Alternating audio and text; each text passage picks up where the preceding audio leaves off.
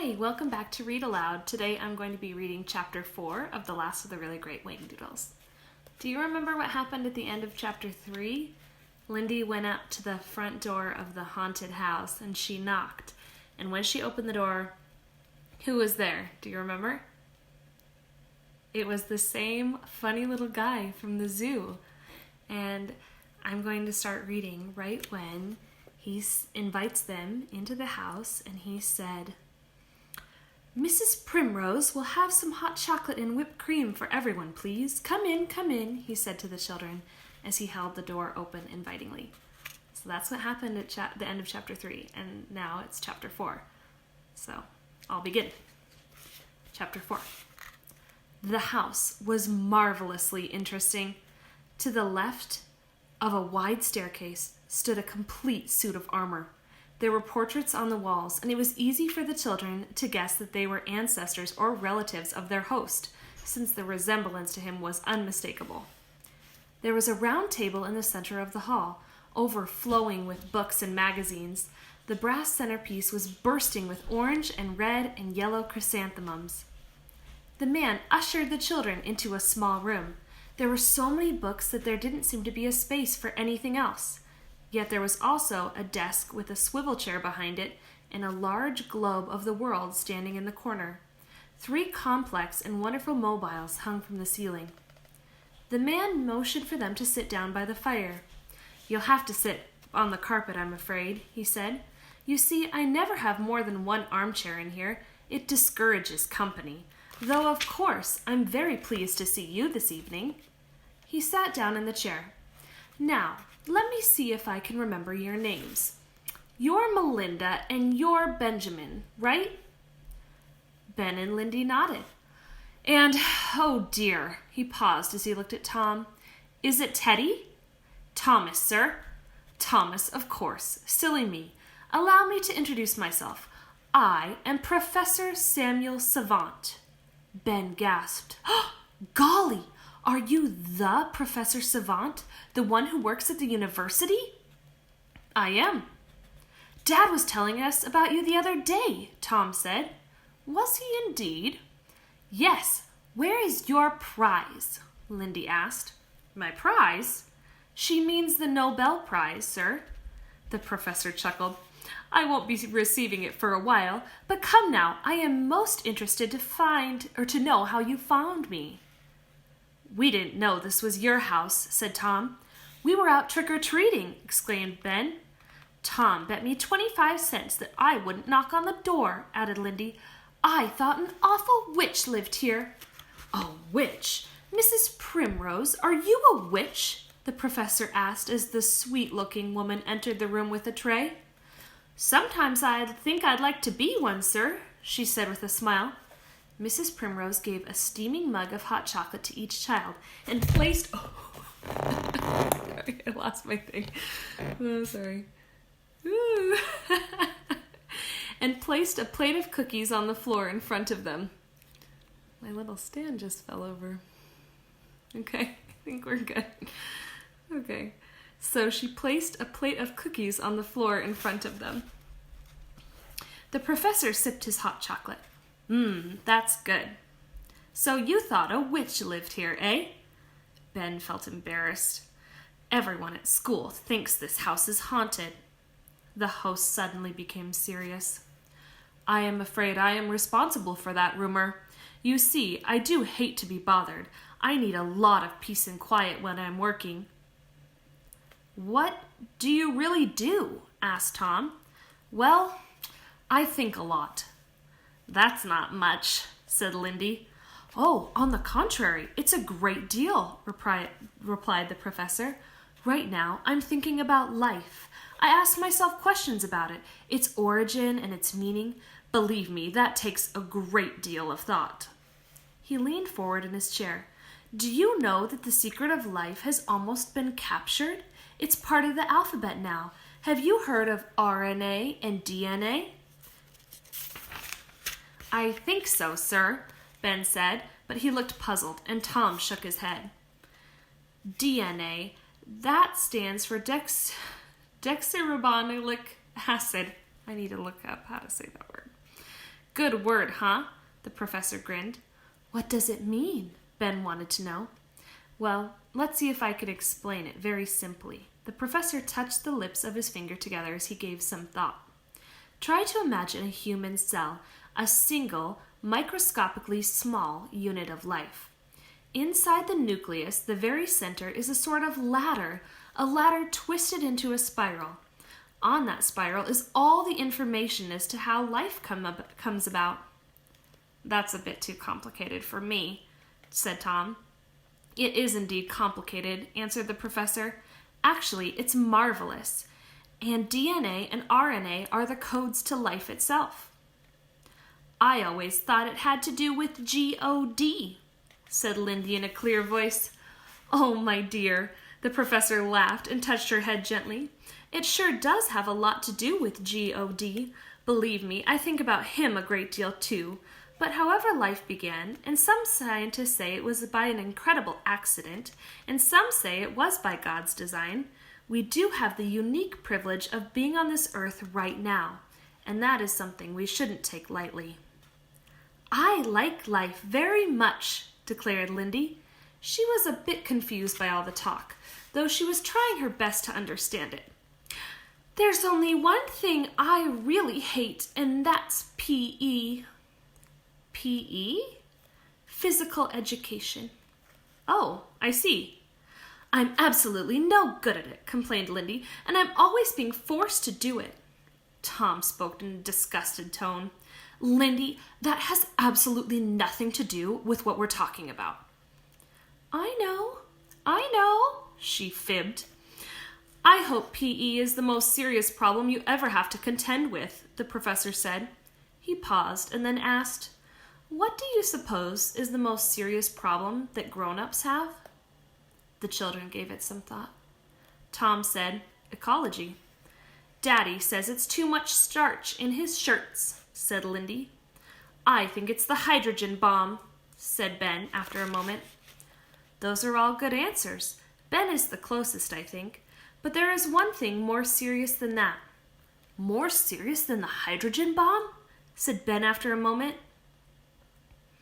Ben was surprised. Oh, yes indeed.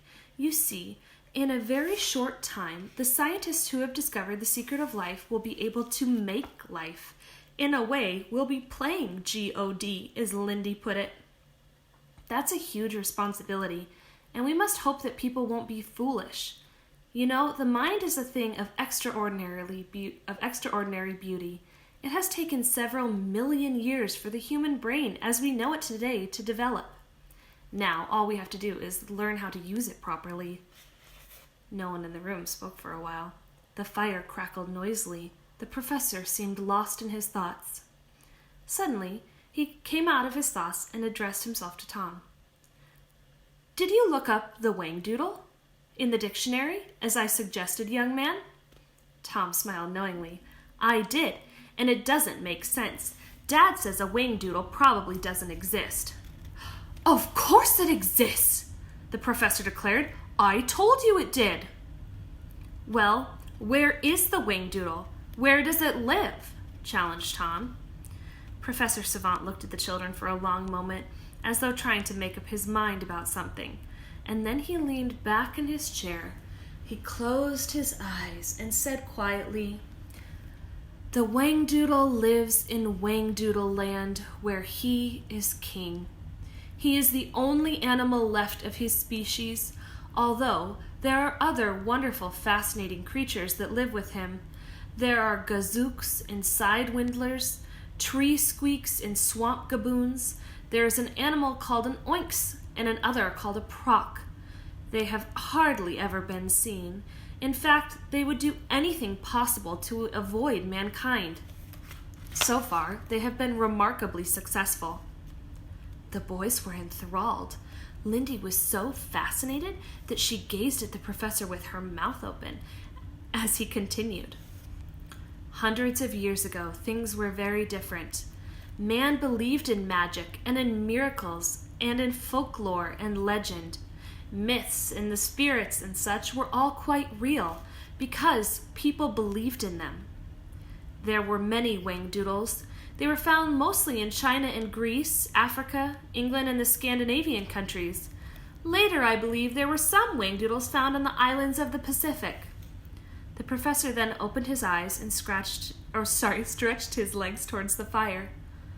The popularity of the Whangdoodle was probably at its height in the Middle Ages, when people also believed in animals like the unicorn and the wren and the great roc and the hippogriff.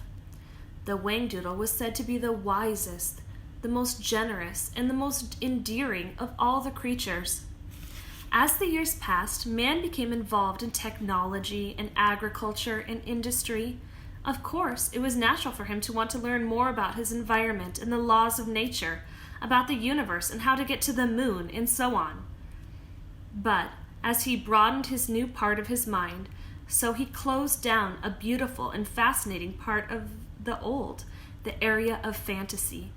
The more knowledge man gained, the more self-conscious he became about believing in fanciful creatures. People began to think that such things as dragons, goblins, and gremlins didn't exist. The terrible thing is that when a man dismissed all the fanciful creatures from his mind, the Whangdoodles disappeared along with them. "But where did all the Whangdoodles go?" cried Lindy. By the time the Whangdoodles and the other animals realized what was happening to them, it was almost too late, said the professor. There was a tremendous upheaval. The dragons and the monsters became fearfully anxious, and they made a great fuss and fought with each other and nearly killed and destroyed themselves by the thousands, which was no help at all, of course. Many of the wonderful creatures from the past just faded away from sadness and neglect. That is why only a few remain today. The king of them all is the last of the really great Whangdoodles. Being very wise and very clever, he retreated to a realm where man could not see or harm him. "But if no one can see him, how do you know he's there?" asked Lindy. The professor took a moment to drink the last of his hot chocolate. Then he carefully set the cup to one side. "I know he's there because I have been to Whangdoodle Land."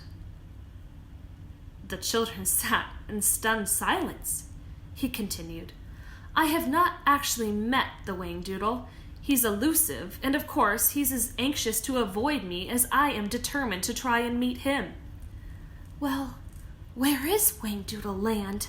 Lindy whispered, "and how do you get there?" The professor spoke slowly and distinctly. "There is only one possible road you can take," he said, "and that is to go by way of your imagination." "Ha! This is ridiculous," Ben cried. "You couldn't use your imagination to go anywhere." Tom said in a disbelieving voice, "That's just impossible." "No, it isn't. Nothing is impossible," replied the professor. "In fact, I have a saying in my office, whatever man imagines is possible. I've proved that hundreds of times with my work." "Okay, then how did you do it?" challenged Tom. "I had to go into training. I had to stimulate and teach my mind to become so aware and open to any possibility. I was like an astronaut preparing to go to the moon. Think about how long they study before they begin their journey. That is a perfect example of what I'm talking about." The professor jabbed a finger at the children. 200 years ago, who would have believed it was possible that man could get to the moon? It would have seemed just as fanciful as me saying today that I have been to Whangdoodle Land. But man imagined going to the moon, and now it's a reality. Lindy then asked a vital question. "Do you suppose that we could ever go to Whangdoodle Land? Do you suppose ordinary people like us could ever see it?" The professor smiled a secret smile. "Yes, I believe you could," he said casually. It would mean a great deal of hard work, but you're young, and you actually stand a better chance of getting there than most adults. Your imaginations are vivid and fresh, and you haven't closed your minds to possibilities the way that so many grown-ups have." "What would we have to do?" Tom asked cautiously. You would study with me, said the professor. We would have to meet each day and work hard. When I thought you were ready, we would begin trying to find the Whangdoodle. But you would have to do exactly as I say. More importantly, you would not be able to mention this to another living soul. Couldn't I tell Mummy? Lindy asked. The professor shook his head. No, Lindy, it would spoil everything. You see, most grown-ups would not, indeed, they could not understand what we are trying to do. Then how come you understand so much about the Whangdoodle? Demanded Tom. That's because I am different. Some people consider me an eccentric. I specialize in imagination. I imagine things that most people wouldn't even dream of. Like DNA and RNA, said Ben. Precisely. And the Whangdoodle. I have made it my life's work to study this extraordinary creature. I'd love to see a Whangdoodle, Ben said thoughtfully. Gosh, what a thrill that would be. To be the only person to have seen it in all these years. I still don't really see how it's possible, said Tom, but it would be fun. What about Lindy, though? Do you suppose she could go? She's too young, isn't she? Of course I'm not, Lindy protested instantly. I'm old enough to go, aren't I, Professor? I would think it important that you go, Lindy, he replied. Being the youngest, your imagination is the most fertile. You could help where the rest of us might fail. See? She turned a triumph to her two brothers. But wait a minute. The professor held up his hand. I have not said that you could go. The children all spoke at once. Oh, please, Professor, let us do it. We'd love to go. We'll do anything you say. The professor deliberated a moment. Finally, he said, all right, but there have to be conditions. First of all, I must be in complete charge. Secondly, you must tell your mother that we have met this evening and that I will be telephoning her to discuss your coming visits. I think that is correct, and it will save your parents from worrying. The third condition is the one I have already mentioned. You must not talk about this to anyone. Is that quite clear? The children nodded. Then I see no reason why we should not try this experiment together. I should just add that once committed, there can be no turning back for any of us. He turned to Tom and Ben. Are you ready to take on that responsibility? Without a moment's hesitation, the boys nodded. The professor looked at Lindy. When can we get started? She asked eagerly. The professor walked to the study door and called for Mrs. Primrose. He said politely, I'm afraid that I must leave you now. Ah, Miss Primrose, I would like you to jot down the telephone number of my friends here, and then perhaps show them out for me. He smiled at the children. I shall expect you after school on Friday. Goodbye for the time being. Goodbye. The children were left with the feeling that there were 1,000 questions they would have liked to ask. The evening had passed so rapidly that it was already late. Professor Savant walked quickly up the wide staircase of his house until he came to a third landing. He passed through a draped archway and proceeded to climb a narrower flight of stairs until he reached a small white door. He took from his waistcoat pocket a key on a silver chain, and inserting it into the lock, he let himself into the most unusual room ever. At the far end, at the top of a spiral staircase, beneath a wide skylight, there stood a large telescope pointing into the heavens. Next to it was a large planetarium globe. A bench in the center of the room contained a most complicated series of beakers and flasks. Against the right wall stood a pyramid of cages containing white mice, a hamster, a toad, and one extraordinarily multicolored rabbit. Hanging from the ceiling above the bench was an amazing structure. It resembled a finely wrought stepladder, and it was made of different colored plastic segments, brightly illuminated. A high-backed wing chair faced away from the door. The professor closed the door behind him and approached the chair, speaking in a quiet voice. So sorry to keep you waiting, Proc. I had some unexpected visitors. So I gathered, said a distinctly unusual voice. A unique figure arose from the chair with one smooth movement. The visitor was tall and extremely thin. He had a long, narrow face, which accentuated his large black eyes and prominent nose. He had a long body and very long arms. His legs seemed permanently bent at the knees, and his shoulders hunched forward. His hands were limp, and his fingers thin and tapered. The stranger wore baggy pants and a loose turtleneck sweater, which did not sit comfortably on his narrow shoulders. On his head, a battered gray Tribbley hat pulled down at a rakish angle. So, you're thinking of taking those 3 to Whangdoodle Land, eh? He said. His voice had an echoing quality, a rasping whisper that seemed to hang in the air long after he had spoken. I was considering it, yes, replied the professor easily. Well, you're a fool, said the Proc rudely. Except for you, no one has ever reached Whangdoodle Land, and no one ever will again. You're wasting your time, and you'll find yourself saddled with children who will turn out to be a big nuisance. That's a possibility, said the professor, but on the other hand, we could just make it, my friend. Ha! The Proc looked bad-tempered. It's a clever idea, I'll grant you that. One thing's for sure, you'll never reach the Whangdoodle on your own, and I'm going to do everything I can to stop you and the children. I'm not even going to mention this to His Majesty. He would only fret. I wish you would tell him that I mean no harm. I'll do no such thing. The Proc was highly indignant.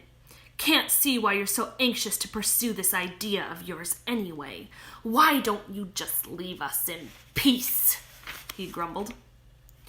But I have no intention of disturbing the peace. Can't you see that? Said the professor. It's not only you we're worried about, the Proc continued. If you make it up to Whangdoodle Land with the children, what's to stop others from doing it? It's too big of a risk to take, and I won't allow it, he snapped.